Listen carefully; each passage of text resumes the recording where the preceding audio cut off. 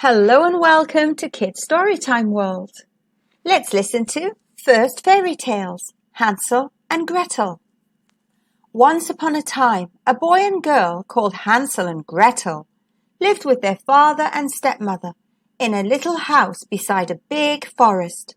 The family was very poor and never had enough to eat.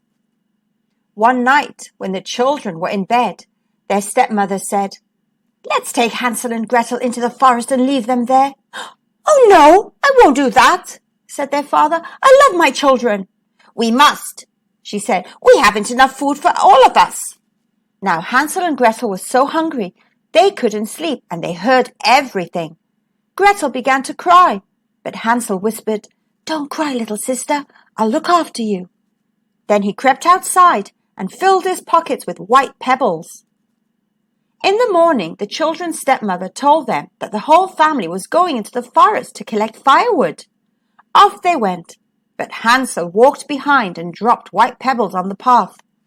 When they came to a clearing, the stepmother said, "Wait here while we chop down some trees." Now, Hansel and Gretel were tired and soon fell asleep. When they woke, it was night. But Hansel saw his white pebbles shining in the moonlight, so he held Gretel's hand and they followed the pebbles back to their own little house. Their father was very happy when he saw them, but their stepmother was not. The next night she said to him, "We must take Hansel and Gretel into the forest again, and this time they must not come back." Once again, the children heard everything, and Hansel crept off to find pebbles. But the door was locked, and he could not get out. For breakfast, their stepmother gave them a piece of dry bread. Hansel put it in his pocket. Then the family went off to collect firewood, but Hansel walked behind and dropped white breadcrumbs on the path. When they were deep in the forest, the stepmother said, "Wait here while we chop down some trees." Once again, Hansel and Gretel fell asleep, and when they woke, it was night. But Hansel could not see his breadcrumbs. Birds had eaten them. Hansel did not know which way to go, but he held Gretel's hand and they walked and walked.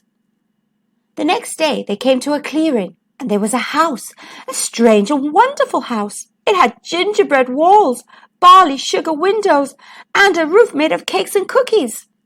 Hansel snapped off some icing and bit into it. Gretel broke off some gingerbread and popped it in her mouth. The door opened and an old woman with ruby red eyes came out. She said, "Who is nibbling at my house?" "I'm sorry," said Hansel, "but we're very hungry." "Then come in," said the old woman. So Hansel and Gretel went in, and she gave them sugary pancakes, milk, and apple. When they had eaten, she took them into a room with two little beds, and soon Hansel and Gretel were fast asleep. They did not know that the old woman was a witch who caught children and ate them. In the morning, the witch crept in, bent down and looked at the children very closely because she could not see clearly. "Too thin to eat," she said. She shook Hansel and woke him, and she put him in a cage. She shook Gretel and shouted, "Get up, lazy bones! Light the fire, wash the dishes, and be quick about it." From that time on, Gretel had to work hard, but Hansel was kept in the cage. The witch gave him lots of food to make him fat, and every day she said, "Show me your finger so I can feel how fat you are." Now Hansel had found a small chicken bone in the cage, and guess what he did? He pushed out the bone instead of his finger. When the witch felt the bone, she always said, "Still too thin." But one day the witch said to Gretel, "Light the fire and heat the oven. Today I'm going to roast your brother and eat him." When the oven was very hot, the witch said, "Climb inside and see if it is hot enough." Gretel said, "How can I get in?"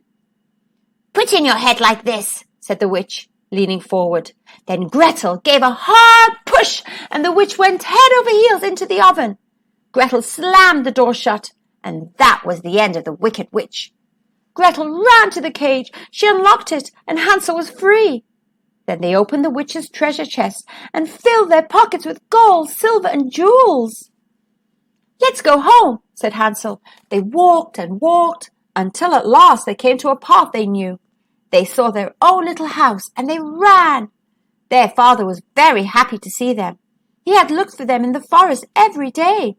This had made their stepmother angry, and one day she had packed her clothes and left. From that time on, Hansel, Gretel, and their father lived happily in the little house beside the big forest. Because of the witch's treasure, they had plenty of money and could buy lots of food.